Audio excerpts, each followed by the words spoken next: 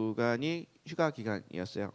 그래서 가평에 다녀왔는데 쉬고 재충전하고 이게 즐거운 시간을 보내면서도 마음 한켠에 계속 하나님께서 주시는 마음들이 있어서 오늘은 그 기독교 Q&A 시간이 아닌 그 마음을 함께 나눠보고자고 생각합니다. 제가 그 휴가 기간에 가장 많이 들었던 마음은요, 이제 교회 안에 그러니까 첫 번째 들었던 생각은 우리가 정말로 너무나도 잘못 가르친 게 많구나 하는 생각하고요. 또 한 가지는 교회 안에 신앙생활을 정말 잘못 알고 있는 사람이 많구나 라는 생각이었습니다. 그 생각이 든 이유가 뭐냐면, 여러분, 예수님이 다시 오신다고 하셨죠. 그리고 우리는 예수님이 가장 좋아요 하는 사람들이 크리스찬 아닌가요? 그럼 예수님이 다시 오시길 간절히 바라죠.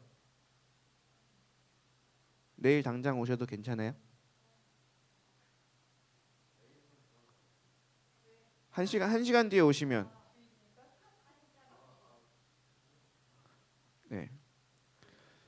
지금 1분 뒤에 우리가 천국 간다 이러면 여러분 어때요?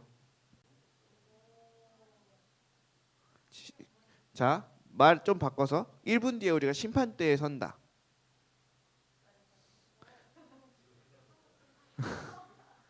아니,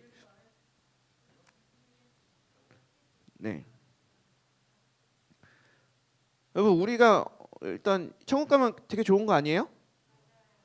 그러면 주님이 빨리 오시면 오실수록 좋은 거 아닌가요? 주님이 한 50초 뒤에 오셔도 할렐루야.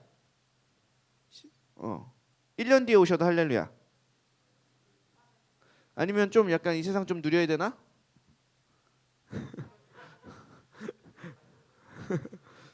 네.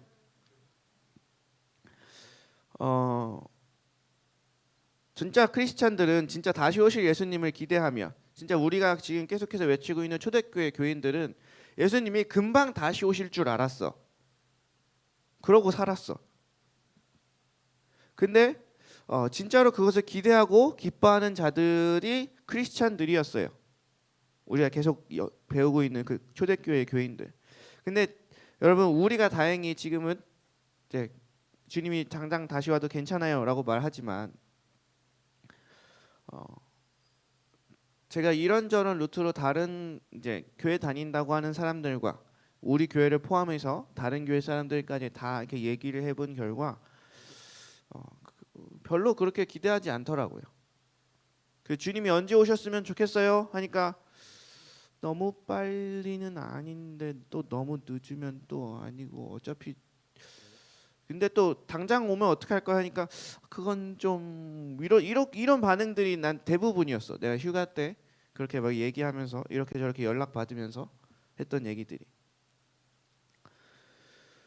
여러분, 교회 안에 예수님을 다시 오실 예수님을 기대하지 않는 사람이 있다. 그럼 그 사람은 크리스찬이 맞을까요? 여러분은 어떻게 생각하세요? 예수님을 믿는다. 근데 예수님이 다시 오실 건 기대 좀 글쎄.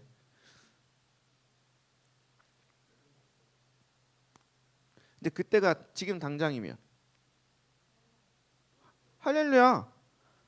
아멘 할렐루야 어서 오시옵소서 마라나타 주 예수여 어서 오시옵소서 하는 게 우리의 고백 아닌가요? 왜 어려운 이유가 뭐죠? 준서 이거 얘 좀 없애주세요.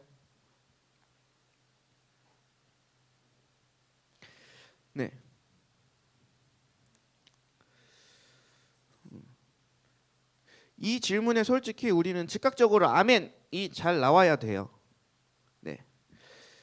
근데 이제 그렇게 얘기하면서 이제 알게 된 게 뭐였냐면, 이 세상에 아직 누릴 게 너무 많고 이 세상을 아직 좀 그래도 경험하고 싶은 것들이 있어서 대부분 이렇게 별로. 그리고 또 지금 내가 하나님과 썩 그렇게 좋은 상태가 아닌 것 같으니까 그럼 내일 오면 괜찮냐 하니까 그럼 그건 또 아니래. 오늘 회개하면 되잖아.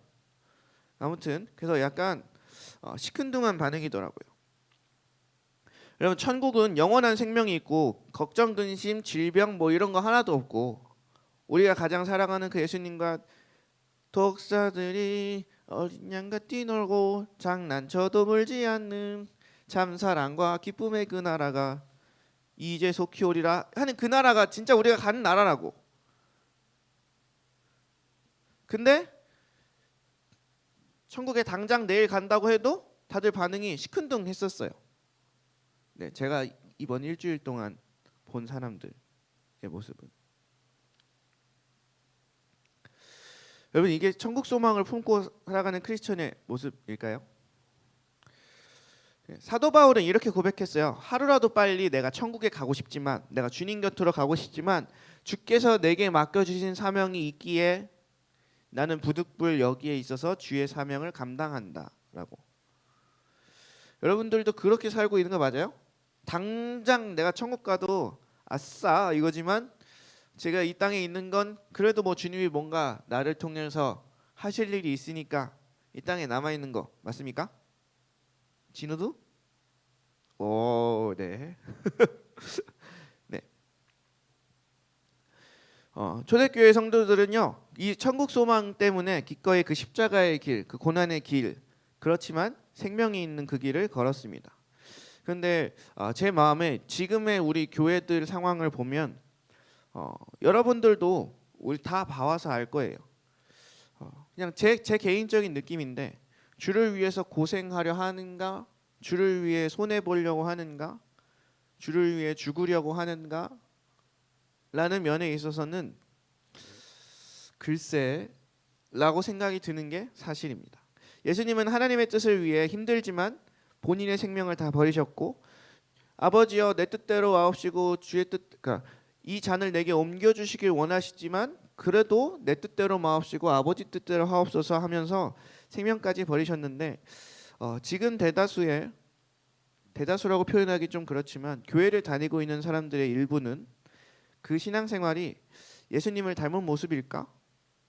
그렇다면 우리는 그 예수님을 닮은 모습의 신앙생활을 하고 있을까?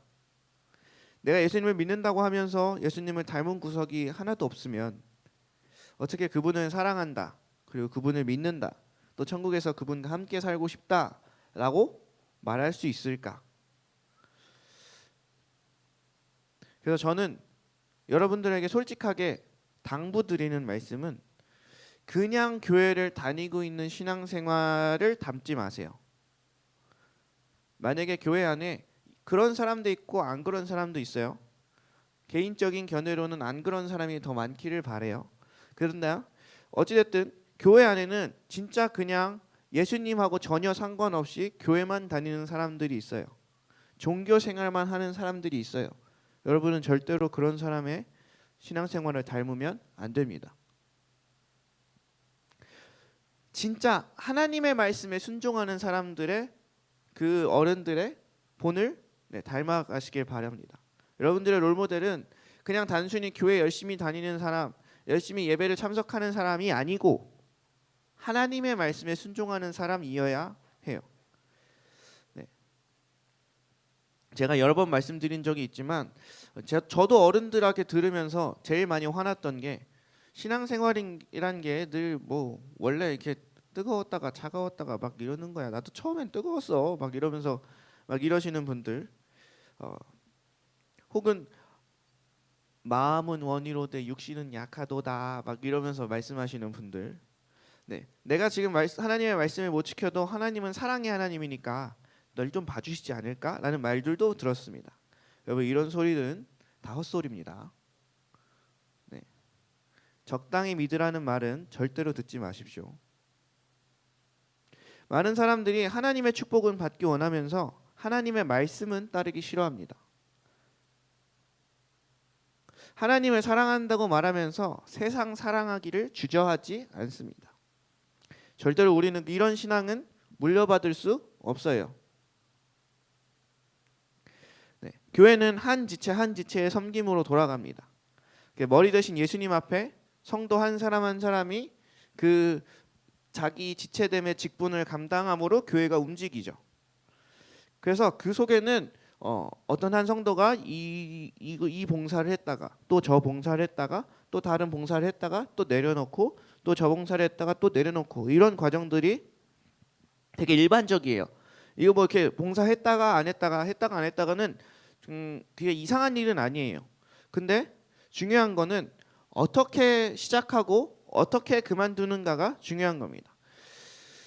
제가 전도사로 여기 있으면서 그리고 특별히 찬양팀이나 혹은 다른 섬기는 일들로 이제 사람들하고 하다 보면 하나님이 그 봉사를 시작할 때는 하나님이 그 봉사를 시키신 것처럼 저한테 얘기를 해요. 기도하다가 이런 마음이 들어서 섬겨야 될 것 같아요. 이런 식으로. 안 그러신 분들도 있어요. 근데 그러나 그 봉사를 그만둘 때는 하나님 기도하다가 하나님 마음에 그만둬야 할 것 같습니다라고 말하는 사람은 별로 만나보지 못했어요. 네. 솔직히 저의 눈에 보였던 거는 봉사를 그만둘 때 뭐 어떤 사람이 밉다고 혹은 내 마음에 안 든다고 내가 상처 입었다고 누구도 알아주지 않는다고 뭐 이런저런 이유들로 내가 기분이 나쁘다고 이러고 봉사들을 그만두는 경우들을 보게 됩니다. 어쩔 수 없는 경우들도 분명히 있습니다. 그런 걸 뭐라고 하는 게 아니에요. 그런데 그럴 때마다 제 안에 드는 생각이 그거예요. 그러면 이 봉사를 진짜로 하나님이 하라고 하신 게 맞을까? 주님이 하라고 하신 게 아니면 어떡하지? 라는 생각과 반대로 또 하나님이 그만두라고 하신 게 맞나? 만약에 하나님은 그만두라고 하신 게 아니면 어떡하지? 라는 이런 생각. 주님은 하라고 하신 적이 없는데 자기 욕심으로 그 봉사에 들어간다거나 주님은 내려놓으라고 한 적이 없는데 자기 마음대로 주님의 뜻과는 상관없이 봉사를 내려놓는 거면 어떡하지? 그냥 제 눈에 보이는 이유들과 원인들을 봤을 때 하나님과는 전혀 상관없는 이유로 그 봉사들을 내려놓을 때가 왕왕 있어서 그럴 때마다 저는 마음이 좀 미어지더라고요. 속에서는 약간 좀 울분이 터져 나오기도 하고 막 그럽니다. 성경 말씀 중에는 이런 말씀이 있습니다. 마태복음 7장 21절 말씀입니다. 네, 준서야 마태복음 7장 21절이요.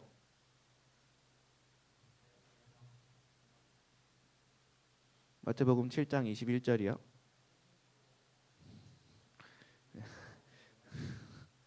네, 중현이가 가서 도와주세요. 마태복음 7장 21절입니다.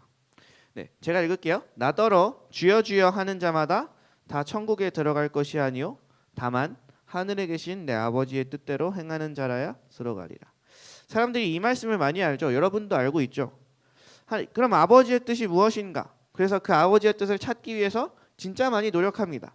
그래서 뭐 성령의 감력을 듣는다는 등 하나님의 말씀을 인도하심을 따른다는 등 이렇게 얘기하면서 내 생각이 아닌 하나님의 생각을 따르고 싶어요. 내 뜻이 아닌 하나님의 뜻을 따르고 싶어요. 라고 많이들 얘기하죠.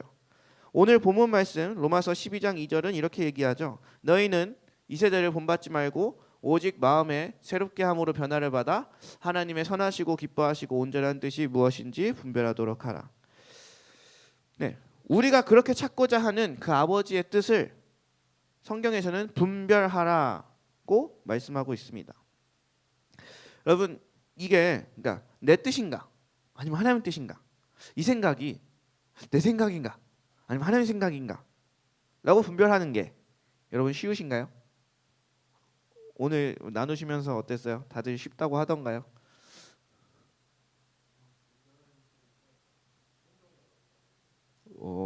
분별 쉽습니까? 행동이 어렵습니까? 여러분 하나님의 말씀을 분별하는 것, 그러니까 내 뜻인지 하나님의 뜻인지, 하나님의 말씀은 하나님의 뜻 원하시는 바는 어디 있는지 분별하는 거 쉬워요, 어려워요?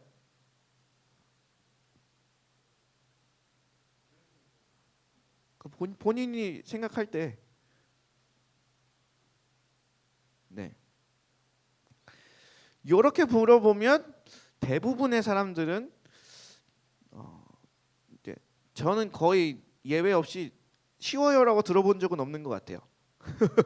다들 너무 어려워요 혹은 뭐가 뭔지 잘 모르겠어요 하는 얘기들이 좀 많았던 것 같습니다. 이런 얘기들은 신앙의 연수 혹은 뭐 이렇게 직분과 상관없이 많이들 하는 얘기인 것 같아요. 근데 성경은 우리에게 이 세대를 본받지 말고 오직 마음을 새롭게 함으로 변화를 받아 하나님의 선하시고 기뻐하시고 온전하신 뜻이 무엇인지 분별하래요. 성경에서는 하나님의 뜻이 명확하다고 말하고 있을까요? 불분명하고 모호하다고 얘기하고 있을까요? 네. 그리고 성경에서는 그 성령의 인도하심과 반대되는 그 육체의 일이 명확하다고 되어 있을까요? 모호하다고 되어 있을까요? 네. 성경에서는 하나님의 뜻도 명확하다고 나와 있고요.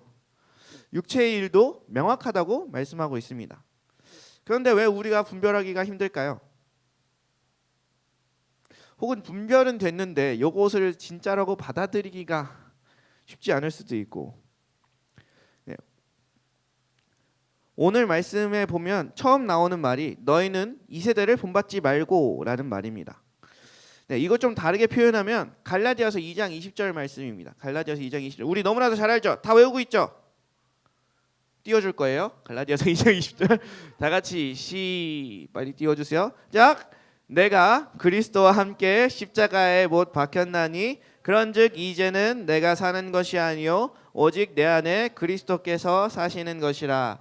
이제 내가 육체 가운데 사는 것은 나를 사랑하사 나를 위하여 자기 자신을 버리신 하나님의 아들을 믿는 믿음 안에서 사는 것이라. 아멘. 이 말씀이 아멘인가요? 네. 나는 죽었다 이거예요. 내가 죽었으니까 이 세대가 나한테 뭐라고 하든지 어디로 이끄든지 간에 어떤 메시지를 던져주던 간에 유행이 어떻게 되던 간에 우리는 죽었고 예수 안에서 예수님이 살아가신다는 겁니다. 여러분 예수님이 그 세대를 본받으면서 가셨나요? 예수님이 유행을 따라 가셨나요? 아니요, 전혀 그렇지 않았어요. 그러면 내가 아닌 예수님이 살고 있는 나는 진리를 따라 살아야 되지 않을까요? 이게 되고 나면 여기서 진짜로 아멘이 되고 나면 그 다음이 마음입니다. 마음. 오직 마음을 새롭게 함으로 변화를 받아. 분별이 일어나는 장소는 바로 사람의 내면, 마음 안에요. 그래서 마음의 생각 혹은 어떤 마음을 주시거나 어떤 내 중심, 여기서 하나님의 뜻인지 내 뜻인지 아니면 주님의 생각인지 내 생각인지를 분별해내는 겁니다. 여러분 그 야곱이 에서가 오는 것을 보고 그건 정보예요. 에서가 온다는 소식, 400명을 이끌고 온다는 소식을 듣고 야곱이 해석할 때는 저거 나 죽이러 오는구나 라고 분별했어요. 그래서 이제 양떼를 나누고 이런 것들로 해놨어요. 만약에 야곱이 그걸 보고 에서가 날 도와주고 맞이하고 보호해주러 오는구나 라고 분별했으면 그렇게 하지 않았겠죠. 그런 것처럼 상황과 어떤 환경과 어떤 사건들은 그냥 일어나는 팩트 혹은 그런 사건들이라고 볼 수 있다면 그것을 어떻게 분별하는가, 그것을 어떻게 해석하고 판단하는가가 굉장히 중요하다는 걸 알 수 있죠. 여러분 여기서 주님의 생각인지 내 생각인지 주님의 뜻인지 아니면 내 뜻인지를 분별하는 것은 내가 내 마음에서 우리가 분별하는 겁니다. 성경에서는 너희는 변화를 받아 하나님의 선하시고 기뻐하시고 온전한 뜻이 분별하도록 하라를 누구한테 말하고 있냐면 사람에게 말하고 있는 거예요. 믿는 자들에게. 그럼 우리가 마음 안에서 이걸 분별해야 돼요. 분별한다고 하는 건요, 내 마음에 숨어있는 그런 동기들을 찾는 겁니다. 내 마음 안에 성령이 오심으로 인하여 성령이 임하심으로 인하여 변화받은 마음도 있어요. 그리고 내 탐심과 내 욕심과 내 죄성도 있습니다. 그래서 내가 어떤 것을 하려고 할 때 내 숨은 동기 혹은 내가 어떤 것을 그만두려 할 때 그 진짜 이유, 내가 왜 그만두려고 하는가를 찾는 겁니다. 네.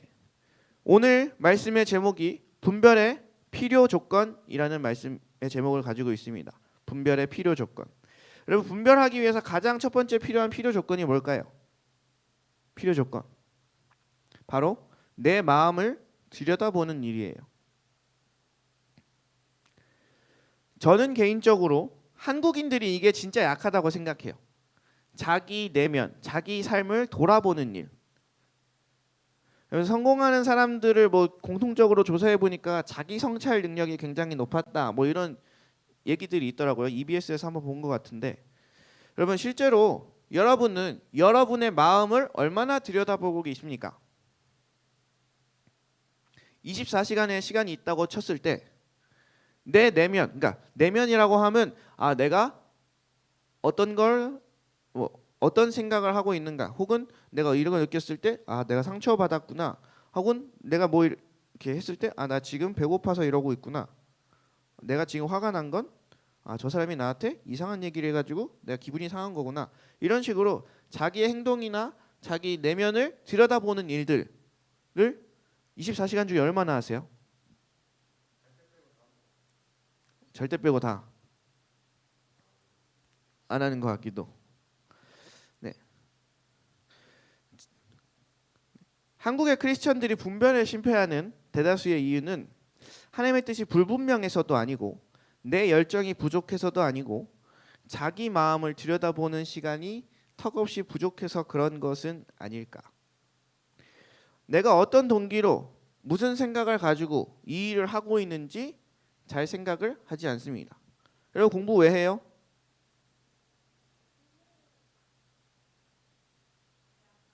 해야 하니까 라고 답하면 끝인가요? 네, 그렇게, 그러니까 그냥 남들이 하니까, 좋아 보이니까, 해야 될 것 같으니까, 진짜로 내가 그것을 왜 하려고 하는지는 전혀 좀 잘 생각 안 하는 것 같다는 거죠. 성령의 인도하심에 대해서 얘기할 때 가장 많이 얘기하는 게 바로 기다림이라는 겁니다. 하나님이 명확히 보여주실 때까지, 하나님이 말씀해 주실 때까지, 성령님이 뭔가 감동을 주실 때까지 기다리는 게 가장 필요하다. 근데 이 기다리면서 가장, 그러니까 기다림 안에는 이 내면을 성찰하는 일, 내 마음을 들여다보는 일이 포함되어 있는 거예요. 혹시 일기 쓰시는 분? 오, 매일 쓰십니까? 오, 매일 쓰나요? 나보다 대단해요. 나 일기 쓰기를 늘 결정하지만 잘 못 쓰고 있고. 여러분 그 일기 쓰는 것도 왜 써요?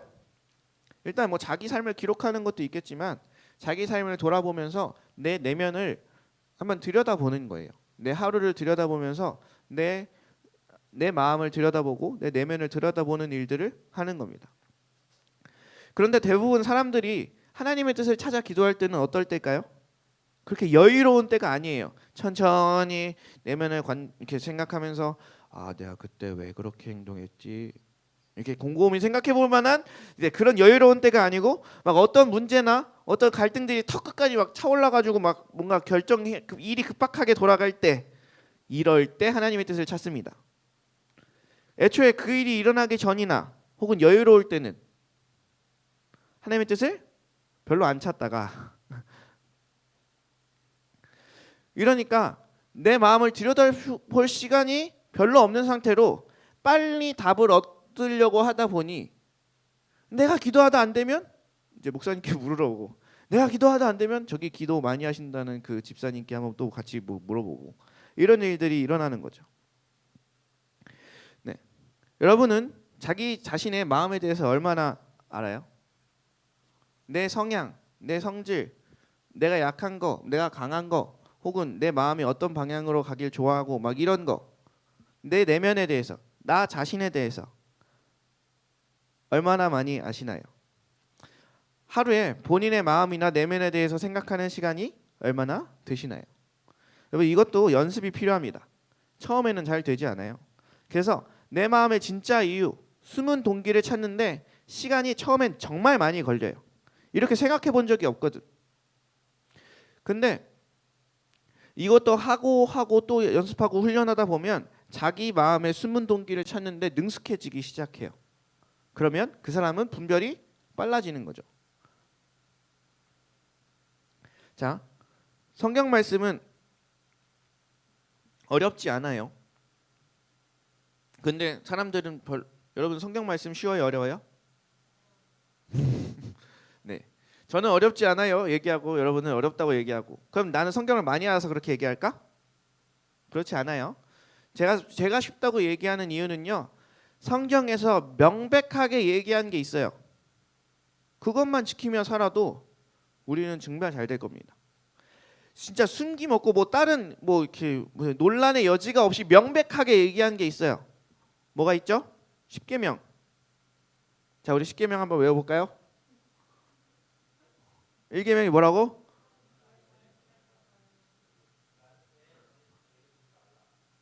조용한 애들은 뭐죠? 두 번째는 우상에 대해서 땅에 있는 것이나 땅 아래에 있는 것을 물속에 있는 것을 형상을 만들지 말고 아무것도 절하지 말라. 세 번째는 네, 이름을 망령되이 일컫지 말라. 네, 4계명은 안식일을 기하여 거룩히 지키라. 5계명은 부모님을 공경하라. 6계명은 살인하지 말라. 7계명 간음하지 말라. 8계명 도둑질하지 말라. 9계명 내 이웃에 대하여 거짓 증거하지 말라. 10계명 남의 것을 탐하지 말라. 다들 알고 있었던 거죠? 오케이. 자, 근데 여기서 보면 그러니까 여기에 빗대 보는 거예요. 내가 뭐 주일날 뭘 하려고 해. 그럼 거기서 안식일을 기억하여 거룩히 지키라. 이 계명에 비춰보는 거죠. 난 이걸 거룩하게 지키려고 이것을 하는 건가? 아니면 거룩하게 지키지 않으려고 이것을 하는 건가? 또 명백하게 나와 있는 데가 또 뭐가 있어요? 네, 항상 기뻐하라. 쉬지 말고 기도하라. 범사에 감사하라. 이는 예수 안에서 너희를 향하신 하나님의 뜻이니라. 그럼 여러분, 슬퍼하는 게 하나님의 뜻이에요? 애통하는 자는 복이 있다고 하는 거예요. 그냥 슬퍼하는 것과 그냥 그러니까 하나님의 슬픔을 가지고 애통하는 건 좀 달라요. 그래서 어찌됐든 기뻐하는 게 하나님의 뜻이래요. 그리고 기도하는 게 하나님의 뜻이래요. 그러면 내가 기도하지 않기 위해서 애를 써서 꾀를 쓰는 건 하나님의 뜻이 아닌 게 확실하죠. 그러면 범사에 감사하라 그랬는데 내가 불평불만하고 있는 건 하나님의 뜻이 아닌 게 확실하죠. 네, 주님의 뜻은 멀리 있지 않아요. 어디 막 숨겨져 있지 않아요. 되게 명백해요. 다만 아까 중한이가 얘기했던 것처럼 좀 지키기 어렵다고 느껴질 수 있죠. 왜냐하면 성경 말씀에 이런 말씀이 있죠. 너희들은 예배를 드리려다가 내 형제에게 원망 드릴 만한 일이 있는 것이 생각나거든.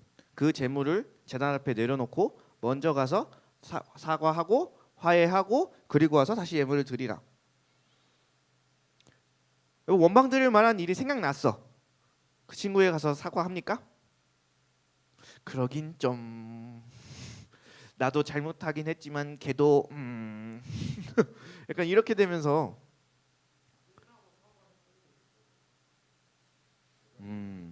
그러면 다행이죠. 여러분, 실제로 내 마음을 들여다보고 명백하게 나와 있는 그 하나님의 말씀에 비춰보면 분별되지 않는 일이 없어요. 모호한 일은 없어요. 이건 장담할 수 있어요. 거의 95% 이상 분별될 겁니다. 내가 왜 그걸 하려고 하는지 내 숨은 동기를 찾고 그리고 그걸 성경에 대입해 보면 난 진짜로 그냥 그저 하나님을 찬양하고 싶었던 거구나 라고 내 숨은 동기가 그거일 수도 있어요. 제가 이거는 좀 이렇게 한국인들이 되게 많이 되는 거라고 저는 생각하는데 뭐냐면 되게 그러니까 죄책감 같은 거에 많이 시달려요. 죄책감 같은 거에 진짜 한국인들은 특별히 더 많이 시달리는 것 같아요. 그래서 그것 때문에 저도 많이 힘들어했어요. 그러다가 이제 제 안을 들여다보면서 내 영은 진짜로 하나님을 찬양하고 있는 게, 그러니까 하나님을 사랑하는 게 맞구나. 그것은 하나님도 알고 계시는구나. 근데 육신은 죄를 지려고 하는 거구나. 그 로마서에 나와 있는 그 바울의 말씀처럼 그런 것들을 내 내면을 들여다보다가 알게 됐어요. 하나님의 말씀을 묵상하다가 알게 됐어요. 그리고 나서는 명확하게 알고 나니까 그 다음부터는 내가 주님을 사랑한다는 사실을 의심한 적이 없습니다. 다만 성경 말씀에는 네가 믿는 게, 네가 하나님을 믿는 게 사실이거든. 야고보서에는 행함 있는 믿음으로 그걸 증명하라고 되어 있기 때문에 나는 하나님의 말씀을 지키며 나아가지만 내 영혼이 하나님 앞에 변화받고 내 영혼이 하나님을 사랑하고 있다는 사실을 의심해 본 적은 그때 이후로 없어요. 그리고 우리가 큐티하는 이유, 말씀을 묵상하는 이유는 바로 여기 있습니다. 말씀 안에서 막 숨겨져 있는 이렇게 막 삽질해가지고 파가지고 이렇게 하는 것보다는 그 말씀 앞에서 내 마음을 다시 돌아보고 찾아보고 그렇게 해서 하나님의 말씀과 빗대어 맞지 않는 부분들을 걸러내는 작업들을 하는 게 바로 묵상입니다. 그래서 여러분 내 마음을 들여다보는 일들을 시작하셔야 돼요. 근데 실제로 이걸 시작해 보면 쉽지 않아요. 왜냐면 내가 정말로 약간 대면하고 싶지 않았던, 직면하고 싶지 않았던 내 마음의 어두움과 직면할 수도 있기 때문이에요. 제가 아버지를 굉장히 미워하고 있었다고 많이 얘기했죠. 그렇게 하면서 이걸 실제로 내 마음을 돌이켜 보면서 이렇게 생각해 보니까 알게 된 게 뭐였냐면 나는 아빠를 미워한 이유가 뭐냐면 아빠한테서 그러니까 내가 아빠를 닮은 부분이 보일 때마다 이제 아빠에 대한 화가 확 올라오더라고요. 그러면 아빠의 그 내가 생각할 때 아빠의 나쁜 부분이 나한테 남아 있으니까 그러면 그건 아빠의 잘못인가요? 아니요, 내가 못된 거예요. 근데 내가 못된 그걸 그냥 아빠한테 쏟아놓고 있는 거죠. 화풀이 하는 거죠. 내가 아빠 아들이라서 이러고 있다고 막 이런 식으로. 그리고 그냥 난 내 마음에서 내가 악한 거죠. 내가 못된 건데 그거를 내가 왜 아빠한테 분노하고 있나 생각해 보니 그냥 나는 아빠한테 화풀이하고 있었구나 라는 생각으로 정리가 되더라고요. 다 그걸로 다 정리된 건 아니에요. 아빠가 실제적으로 했던 일들도 있으니까. 근데 어찌 됐든 그렇게 숨은 동기를 계속해서 들여다보고 내 마음을 찬찬히 이렇게 생각해보고 계속 왜 그랬을까? 나는 왜 이렇게 행동할까? 이렇게 저렇게 계속 나를 탐구하다 보면 진짜로 하나님께서 하나하나 다 조명해 주시고 밝혀 주십니다. 여러분 그러면 분별이 쉽다고는 말할 수 없어요. 근데 어렵지는 않습니다. 분별이 어려운 이유는 첫 번째로 아까 말씀드렸듯이 아직 내 삶의 주인이 예수님이 아니어서 내 삶을 포기하기가 싫은 거예요. 여러분 주님을 믿었다고 하는 사실은요 내가 포기하는 게 아니고 내가 죽어버렸어요. 포기고 말고 뭐 그런 게 없고 그냥 나는 죽었어. 예수님을 믿었다는 건 그거예요. 그래서 예수가 나를 살게 해서 가는 거야. 여기에 무슨 선택지가 있어요. 근데 여전히 뭐 가령 그냥 예를 들어서 선교 갈지 아니면 한국에 남을지 뭐 이거 선택한다고 할 때 그냥 내가 단순히 선교 가는 리스크를 지기 싫은 거 이거는 내가 그냥 죽은 게 아니죠. 내가 예수를 믿는 게 아니죠. 내가 내 삶의 주인이 예수님이라고 고백한 사람들만 그리스도인인데 그런 고백이 되지 않으면 이건 그냥 처음부터 분별이라는 얘기를 꺼낼 수조차 없는 거고요.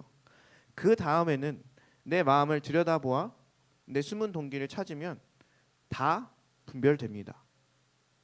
그러면 우리에게 필요한 건 분별의 필요 조건인 이 시간을 갖는 거예요. 시간을 갖는 거. 마지막 이거 찬양팀은 준비해 주시고요. 마지막으로 한 말씀만 드리고 우리 함께 찬양하기 원합니다. 여러분 하나님 입장에서 그 주님의 뜻을 찾으려고 이렇게 천천히 내 마음을 들여다보기 시작하면 이런 일들이 벌어져요. 어떤 일들이 벌어지냐면 내가 어떤 기한을 두고 기도하고 있었어. 한 7일까지는 무슨 일이 해결돼야 돼. 근데 내가 진짜 그것을 기한을 못 맞추고 넘기게 되는 일들이 벌어져요. 그러면 왜 주님 그 기한이 있었는데 그 기한대로 역사 안 하시고 왜 뒤늦게 이렇게 역사하시나 이런 얘기들을 하게 되기도 합니다. 여러분 근데 반대로 생각해 보세요. 여러분이 어떤 남자친구 어떤 여자친구를 사귀었어요. 근데 걔가 날 배신해서 바람 피고 갔다가 다시 와서 날 사랑한대. 그러면 여러분이라면 그 남자친구, 그 여자친구의 사랑을 시험해 보지 않겠습니까? 얘가 진짜로 나 사랑하는 거 맞나? 얘가 진짜로 나한테 돌아온 게 맞나? 라고. 하나님이 우리의 믿음을 테스트하고 우리가 진짜로 하나님을 신뢰하는지 그렇지 않은지 테스트하는 것은 너무나도 당연한 얘기예요. 제가 아는 집사님 중에 이러신 분이 있었습니다. 직장을 다니고 있었는데 그 직장에서 돈벌이가 너무 없는 상태였고 이제 둘째를 낳아서 돈벌이가 더 많이 필요한 상황이었어. 그래서 주님한테 기도를 했어요. 그 직장을 놓고. 근데 직장을 놓고 아무리 기도해도 그러니까 직장을 놓고 기도하면서 주님이 그만두라는 마음은 주셨어. 그래서 그만뒀어. 그리고 나면 주님이 다른 직장을 주셔야 되잖아. 근데 아무리 기도해도 주님이 응답을 안 주시는 거야. 어떤 문을 안 열어주시는 거야. 그래서 그 가정은 어떻게 했냐면 3달 동안 가스비, 전기비, 수도세 다 밀렸어요. 그냥 카드로 빚을 지면서 살고 있었어요. 그래도 주님의 뜻을 계속 기다렸어요. 그 가정이 어떻게 됐을까요?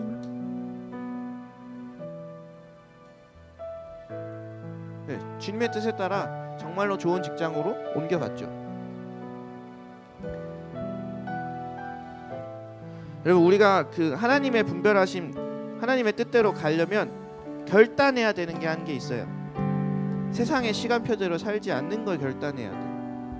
세상에서는 뭐 어떤 예를 들면 여러분이 19살이니까 20살 때 대학 가라고 엄청 푸시 삥삥삥삥삥 울려요. 왜 그 대학 안 간다고 끝나요? 1년 늦춰진다고 2년 늦춰진다고 삶이 망해요? 전혀 그렇지 않아요. 그러면 그 세상이 말하는 시간표대로 살지 않는 걸 결단하셔야 돼요. 우린 하나님의 시간표대로 사는 사람들이니까. 이건 근데 실제로 해보면 쉽지만은 않습니다. 저도 주님께서 채워주실 걸 믿고 주님이 주님이 어디 헌금하라 그래서 헌금했어. 그러면 주님이 내 생활에 책임져 주셔야 되잖아.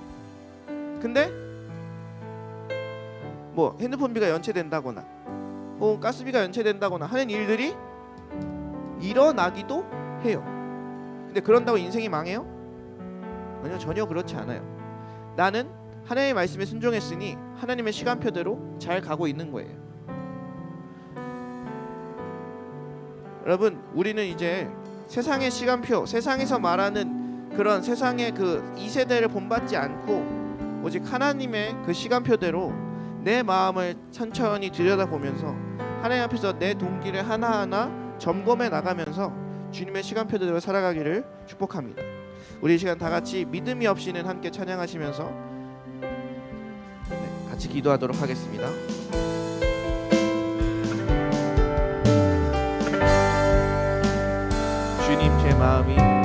주님, 제 마음이 너무 둔해서 주님을 볼 수 없습니다. 이 땅에 속하여 이 땅만 보다가 주님 손을 놓쳤습니다. 나는 나그네로 왔는데 왜 주저앉게 되었나. 나는 정직인인데 언제부터 내 삶의 주인이 되어 버렸나. 믿음이 없이는 기쁘시게 못하나니 고된 쓰고도 다 헛될 뿐이라. 믿음이 없어서 무너진 삶의 모든 자리에 다시 주님을 기다린 믿음이 없이는 기쁘시게 못하나니 주를 찾는다 반드시 만나리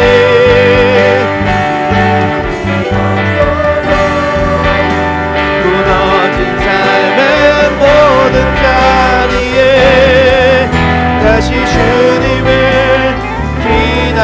기다립니다. 우리 이 시간 다같이 함께 기도하겠습니다. 우리가 하나님의 말씀을 분별해야 되는데 무엇이 주님의 뜻이고 무엇이 사람의 뜻이고 정말로 하나님의 뜻이 어디 있는지 우리가 분별해야 하는데, 정말로 그 분별의 필수 조건인 우리의 마음을 들여다보는 일에 우리가 잠깐 멈추고 우리의 삶을 다시 돌아보는 일을 우리가 이제는 훈련하기로 작정하시면서, 또한 이제 사람들의 시간표 혹은 세상의 시간표가 아닌 주님의 시간표대로 살아가기를 작정하시면서 우리 다 같이 주여 한번 크게 부르짖고 통성으로 기도하며 나아가도록 하겠습니다. 주여!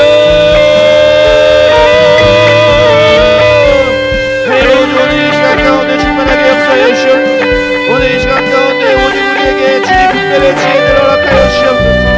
하나님의 뜻이 명확하지 않은 것도 아니고 육체의 일이 명확하지 않은 것도 아니고, 그런데도 우리는 계속해서 주님 그 분별하기를 너무나도 어려워하고 또한 힘들어하고 있습니다. 분별은 되었으나 순종하기 어려워하고 있다면 하나님 순종할 수 있는 믿음 허락하여 주시옵시고, 우리가 분별하는 게 어려워하고 있다면 이제는 진짜로 내 마음을 천천히 들여다보는, 내 마음의 동기를 하나하나 체크해보는 그런 내 마음을 들여다보는 일에, 내 내면을 들여다보는 일에 이제는 훈련하고 시간을 쏟고 그렇게 나아가기를 소망합니다. 주님 인도하여 주시옵소서. 우리가 온전히 하나님의 은혜를 따라 하나님의 시간표를 따라 주의 능력을 따라 주의 인도하심을 따라 그렇게 살아갈 수 있도록 이 마지막 때에 하나님이 없다고 말하지 않고 하나님이 능력이 없다고 말하지 않고 주의 능력을 온전히 보여줄 수 있는 그런 다음 세대들이 될 수 있도록 주님 인도하여 주시옵소서. 온전히 우리가 말씀을 따라 사는 말씀에 순종하는 신앙을 배우게 하여 주시옵소서.